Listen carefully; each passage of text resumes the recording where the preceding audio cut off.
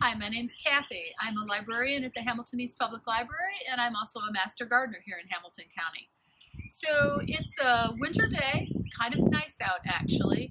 I'm getting close to spring, and I finally decided to do something that I meant to do last fall. So this spot of my yard, you can see I have my vegetable gardens here, and this particular spot of green is something that I mow. And that's pretty much all I do with this, is I mow this. And it gets really nice sunshine, and I finally realized that I could put another flower bed or vegetable garden bed right in this area. And so why not? So this is something that you would normally do in the fall is the easiest time to do that, but you can really do it any time.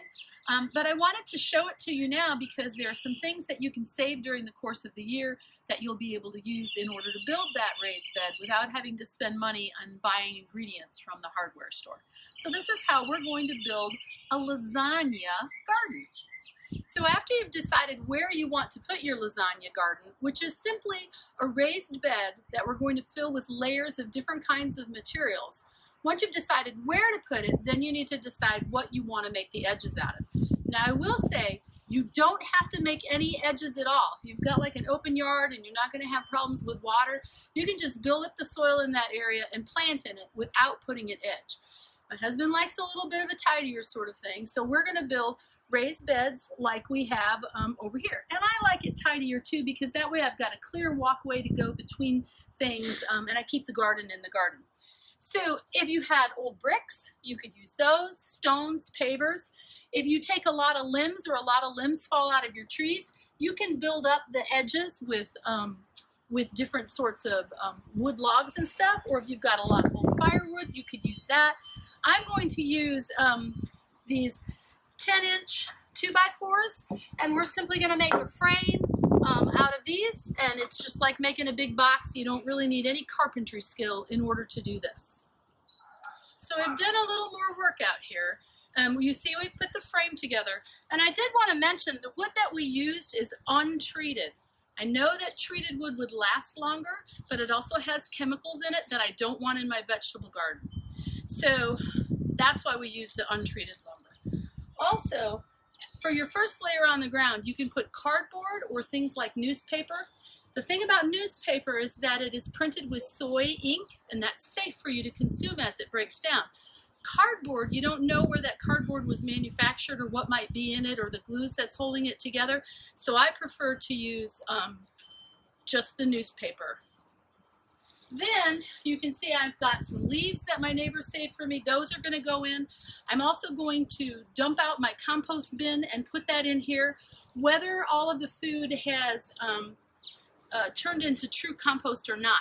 The idea here is to put layers of brown and green.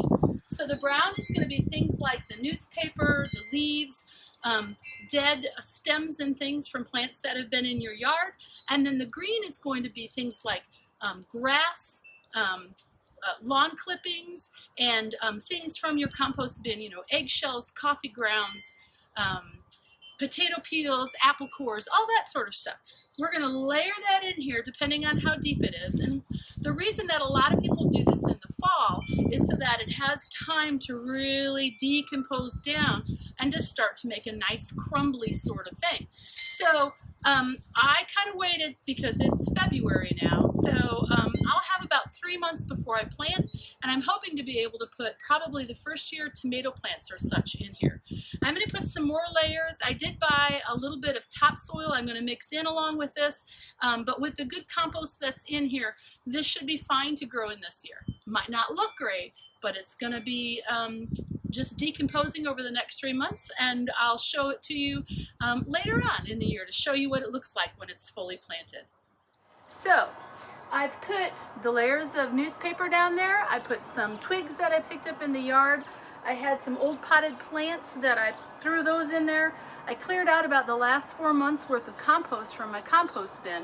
So you can see it did not decompose yet. So there are orange peels and eggshells, and it's a mess. But now I'm going to put on another layer of leaves on top of this, and I bought a couple bags of topsoil. I'll spread all over the top of that, and then I'm going to leave it be. So you want about 2 or 3 times as much brown matter as you do green matter. So just think of that in terms of inches that you're putting in. A lot of this is my green matter with all that compost in there. And now I'm going to put some more leaves and then some dirt on the top, and then I'll be ready to plant in the spring. I hope this has been helpful to you. I'll show you one more picture when it's all done. Well, I'm all done for now. My husband helped me a great deal. We brought in 6 bags of topsoil and put that on top of the layers of leaves and compost. Some of the topsoil was frozen solid, but when that thaws more, I'll be able to spread that out more. In an ideal situation, I would have had enough extra stuff around my yard, leaves and compost or whatnot, to have built this up 2 feet tall so that in the spring, it would be a good height to fill this bin up. I didn't have that much stuff though. That's okay. I'll still be able to plant in it because it is over the ground, and the tomato plants or whatever I put in here will be able to actually go into the ground to grow. So the other thing I wanted to mention, this bed is actually 12 foot long by 4 feet wide. You don't want to go wider than 4 feet because you want to be able to reach the entire garden from either side without stepping on it, because you don't want to compress the soil. I think that's it. So I hope you guys have a great time gardening. I hope you try starting a raised bed using the lasagna gardening method, and happy gardening.